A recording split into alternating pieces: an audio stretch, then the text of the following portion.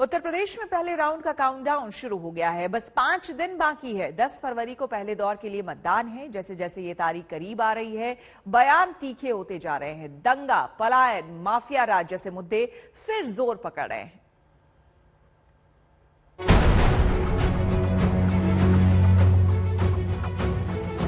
यहां से सहारनपुर तक आवाज जानी चाहिए कि भाजपा 300 पार कर रही है। योगी आदित्यनाथ ने उत्तर प्रदेश को माफियाओं से मुक्त कराने का काम किया। सपा बसपा, बसपा सपा, ये बुआ भतीजे का राज था। यूपी में पहले दौर के वोटिंग का काउंटडाउन शुरू हो गया। पहले दौर के चुनाव में सिर्फ 5 दिन बाकी है। प्रचार युद्ध चरम पर है। दंगा, पलायन, माफिया, गुंडागर्दी और नफरत वाले बोल हवा में खूब तैर रहे हैं। प्रधानमंत्री ने दूसरी वर्चुअल रैली में हुंकार भरी तो जुबान पर माफिया राज और दंगे का डर आ ही गया। ये चुनाव हिस्ट्री सीटर्स को बाहर रखने के लिए, नई हिस्ट्री बनाने के लिए है। और मुझे खुशी है कि यूपी के लोगों ने ये मन बना लिया है कि दंगाइयों को, माफियाओं को पर्दे के पीछे रह करके यूपी की सत्ता हथियाने नहीं देंगे। अमित शाह ने तो गोरखपुर से आवाज लगाई और सहारनपुर तक पहुंचाने का आह्वान कर दिया। सहारनपुर यानी पश्चिमी यूपी। पूर्वी यूपी के प्रचार में भी बीजेपी की नजर पश्चिम पर ही है। इस बार पश्चिमी यूपी की जंग सबसे बड़ी है। कहा तो ये भी जा रहा है कि लखनऊ का रास्ता पश्चिमी यूपी ही तय करेगा।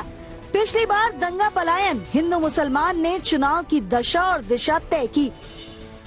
इस बार भी वोट युद्ध इसी के आसपास लड़ी जा रही है।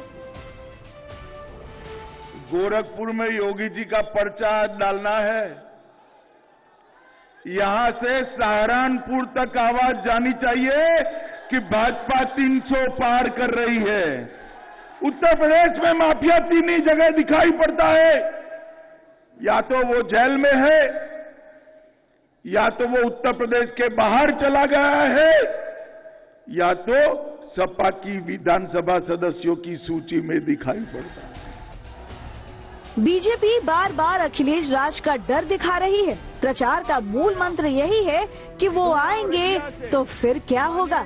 सीएम योगी ने ट्वीट कर फिर मुजफ्फरनगर की याद दिलाई। लिखा, 5 साल पहले मुजफ्फरनगर में न बेटी सुरक्षित, न माताओं का सम्मान। दंगा की आग और कर्फ्यू का कफन, तुष्टीकरण की नीति और पलायन का दर्द। पश्चिमी उत्तर प्रदेश में क्या अराजकता थी, कैसे ये लोग अव्यवस्था का कारक बनते थे। लेकिन आज हम कह सकते हैं पूरे उत्तर प्रदेश में न केवल कोरोना जैसी महामारी को नियंत्रित किया गया, बल्कि पलायन जैसी बुराइयों को भी रोक लगा करके जो व्यापारी उत्तर प्रदेश से पलायन कर गए थे, उन्हें वापस उत्तर प्रदेश के अंदर ला करके वे अपना व्यवसाय कर रहे हैं। सम्मान के साथ, सुरक्षा के साथ बेटियां स्कूल जा रही हैं। बीजेपी सांसद बृजभूषण सिंह ने तो सांप्रदायिक आग को ही हवा दे दी। वो हिंदू मुसलमान से लेकर पाकिस्तान तक पहुंच गए।